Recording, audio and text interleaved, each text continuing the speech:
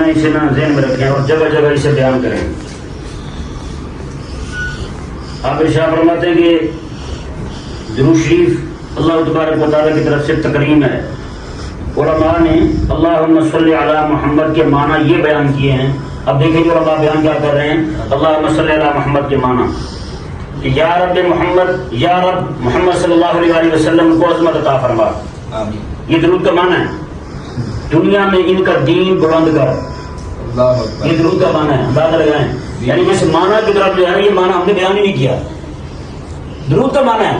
اب بتائیں جو بندہ یہ ذہن میں رکھ کے درود پڑھے گا وہ دین کے غلبے کے لیے کام نہیں کرے گا. وہ جہاں گستاخ جو دین پر حملے کریں گے وہ جواب نہیں دے گا ان کو.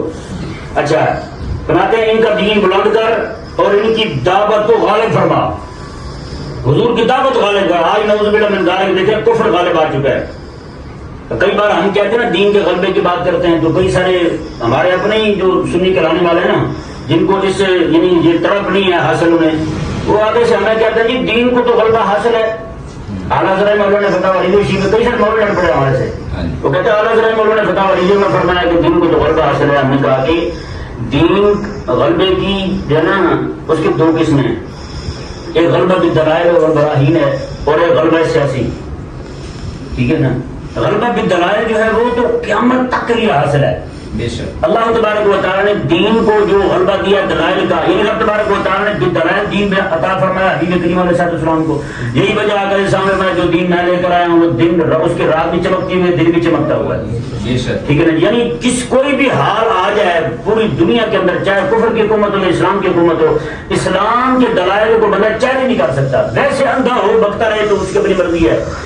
تو دوسری جو چیز قسم ہے اس کی غلبے کی وہ ہے غلبہ سیاسی، جس کی بابا جی رحمہ اللہ نے ہمیں اس کا سبق دیا. ہمیں پوری امت کو اس کے لیے کھڑا کیا ہے کہ آپ جو ہے اسلام کے غلبے کے لیے بات کریں. وہ غلبہ سیاسی ہے اور یہی ہم کہتے ہیں کہ دین جو ہے وہ تخت پر آ جائے. مطلب یہی ہے اس کا.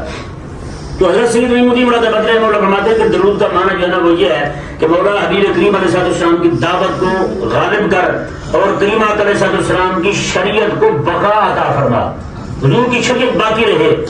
اور آگے وہی باتیں جو ہم اکثر کرتے ہیں کہ اور آخرت میں کریم آقا علیہ السلام کی شفاعت کو قبول فرما اور آقا علیہ السلام کا ثواب زیادہ فرما. اولین و آخرین پر ان کی فضیلت کو ظاہر فرما. انبیاء و مرسلین اور ملائکہ تمام خلق پر ان کی شان کو بلند فرما. ٹھیک ہے نا جی. یہ درود پاک کا معنی ہے. اب